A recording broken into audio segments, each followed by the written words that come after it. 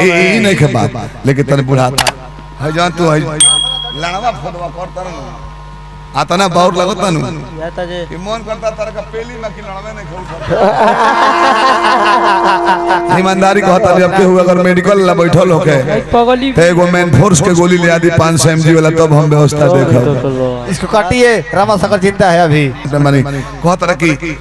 इनका रुपया पैसा सोना चांदी गहना सब बा इनका लाड़े के कमी बा माइक पकड़ के चाहिए बबुआ ओकर कमी नहीं खे लेबो देखो अगर तू चाहत हो लेवे के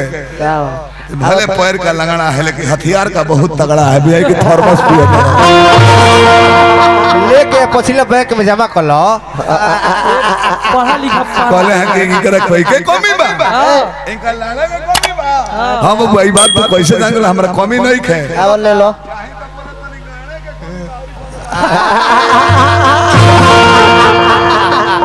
एकरे गो नहीं कहला तो एकरा के तू गो नहीं कहता हमरा शर्म से कुर्सी के नीचे लिखल पड़ा बने कुर्सी के नीचे ढुके ढुके भर नहीं हम बाकी बरोबरी में सुत बने इकुल बात लइका बोल दिया हती हती हाथी हाथी लइकवा कुल नहीं का बेसवा बोलता से 3-3 हजार में 2 दिन 3 हजार में 2 दिन का वेला वही लइका इहो 3000 में 2 दिन का वेला लइकवा कुल बोलता छ आ तू ही बात बोलबो अभियंता के बरोबरी बैठता रह तो तू तनी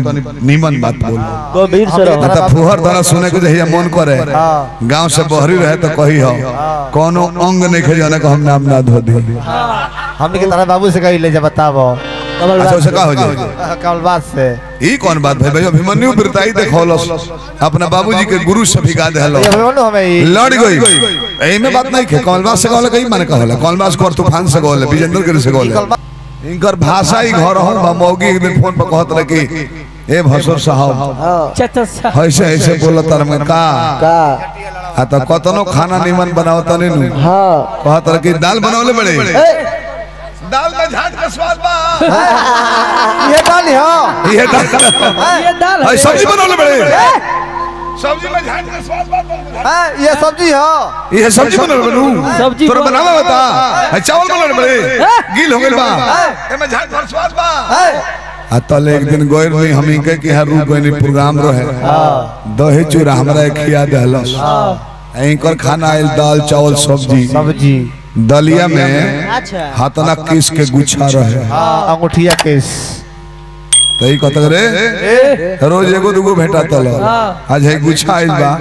त मोगी कहत ये हमरा सुझाव है कि कतनो नहीं मन बनावत लगातार कहे कि दाल में झाट का स्वाद बा ऐसे आज हटिया छील कर डाल दल बन के ले ये खो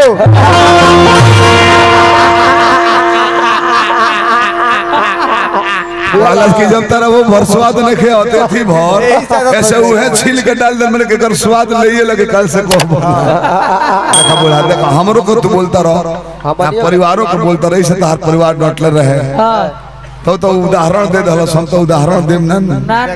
पर तने ध्यान दे संत के मंडली हमर